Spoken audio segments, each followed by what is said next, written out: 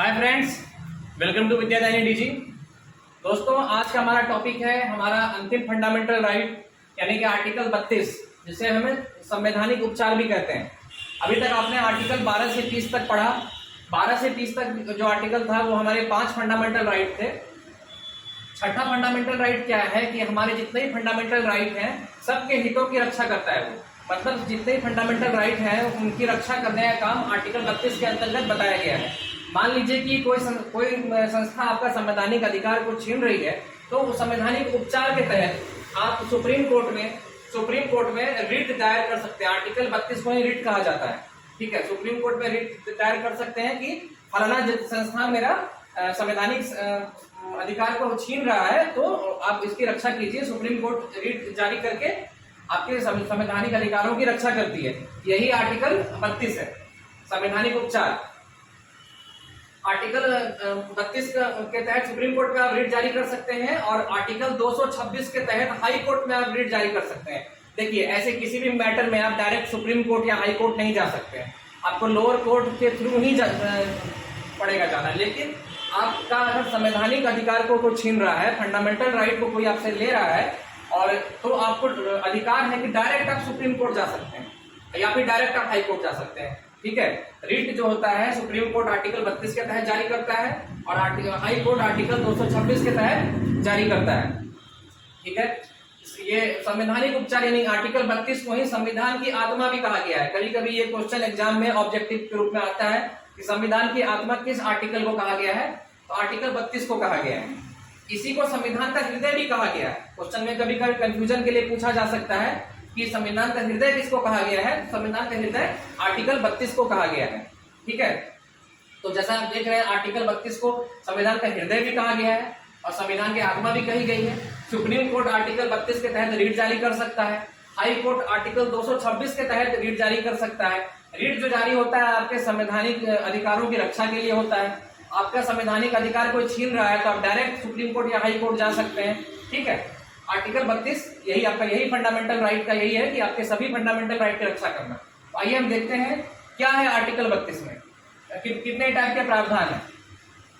Article 32 में सबसे पहला प्रावधान जो है वो है हैबेसस कॉर्पस, बंदी प्रत्यक्षीकरण। ठीक है, ये क्या कहता है, ये इसका मतलब ये हुआ कि मान लीजिए कि आपको किसी भी जुर्म के लिए गिरफ्तार किया गया, भले ही वो जुर्म आपने किया हो या नहीं किया हो, अगर आपको गिरफ्तार किया गया उस जुर्म के लिए, तो 24 घंटे के अंदर अंदर आपको मजिस्ट्रेट के सामने पेश करना पड़ेगा, या अगर शक के आधार पर किया गया है तो उसको छोड़ना पड़ेगा। ठीक है, और अगर ऐसा नहीं होता है, मान लीजिए कि कोई भी थाना आपको गिरफ्तार कर लिया और ना ही आपको मजिस्ट्रेट के सामने पेश कर रहा है, ना ही आपको छोड़ रहा है, थाना में ही रखा हुआ है और मारपीट कर रहा है, आपको टॉर्चर कर रहा है, तो आप अपने वकील या अपने किसी भी साथी संगत के द्वारा आप ये सूचना सुप्रीम कोर्ट या हाई कोर्ट में आप करवा सकते हैं कि 24 घंटे के भीतर ना ही मुझे मजिस्ट्रेट के सामने पेश किया गया, ना ही मुझे छोड़ा गया। तो बंदी प्रत्यक्षीकरण यही कहता है कि आपको अगर ऐसा नहीं किया जाना है तो सुप्रीम कोर्ट जो है एक रिट जारी करेगा, जिसके तहत उस थाना से इंक्वायरी किया जाएगा, उस पुलिस स्टेशन से इंक्वायरी किया जाएगा कि आपने ऐसा क्यों किया, और अगर 24 घंटे के अंदर वाली बात सही निकली तो उस पर कार्रवाई की जाएगी और रिट जारी किया जाएगा कि आप उसको मजिस्ट्रेट के सामने पेश कीजिए या छोड़िए। और आदेश की अवहेलना अगर की गई तो कार्रवाई होगी, पूरा का पूरा थाना जो है, पूरा का पूरा पुलिस स्टेशन जो है टर्मिनेट हो जाएगा, हो सकता है उन पर मुकदमा भी दायर हो जाए। ठीक है, तो आपको इसलिए आपको जब भी पुलिस गिरफ्तार करेगी 24 घंटे के अंदर उसे मजिस्ट्रेट के सामने आपको पेश करना पड़ेगा या फिर आपको छोड़ना पड़ेगा अगर सिर्फ शक के आधार पर किया गया है। ठीक, ये है हैबेस कॉर्पस, बंदी प्रत्यक्षीकरण। ठीक है, दूसरा है मैंडेमस यानी कि परमादेश।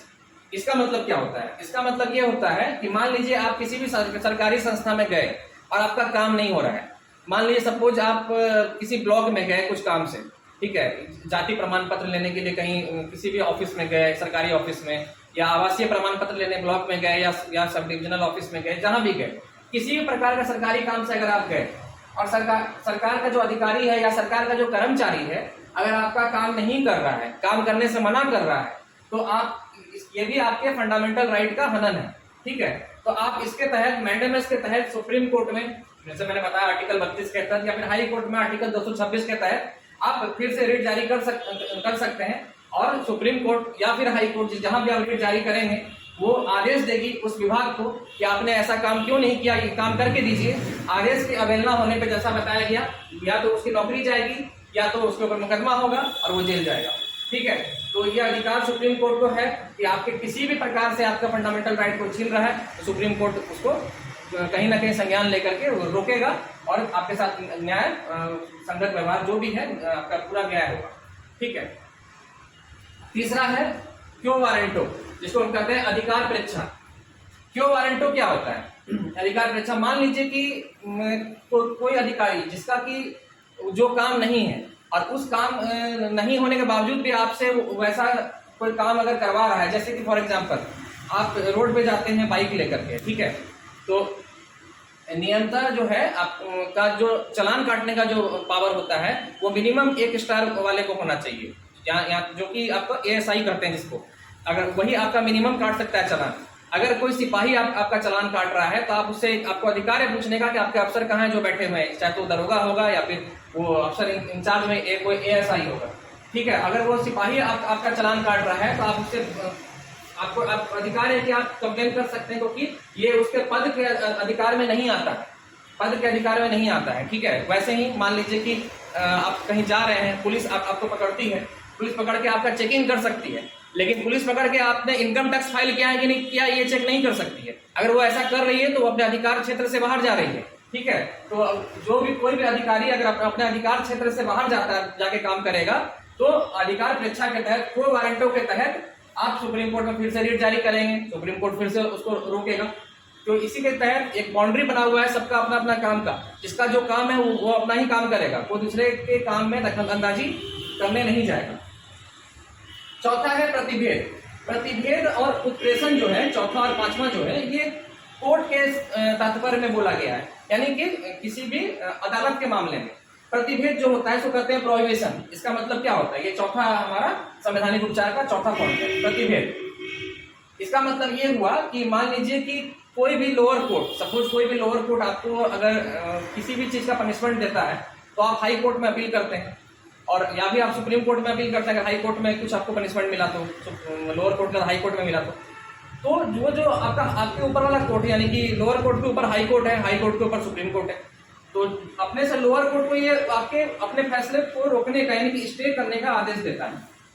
मान लीजिए कि आपको लोअर कोर्ट ने फांसी का पनिशमेंट दे दिया, ठीक है, तो अब जब आप अपना फांसी रोकने के लिए हाई कोर्ट में अप्लाई करेंगे, ठीक है, कि पहले मुझे जो फांसी का पनिशमेंट मिला है ये मिला है, मतलब सही नहीं मिला है, मैंने ऐसा कोई काम नहीं किया है, तो जब तक आप हाई कोर्ट में अपने आप को निर्दोष साबित करेंगे तब तक तो लोअर कोर्ट के ऑर्डर से आपको फांसी पड़ जाएगा।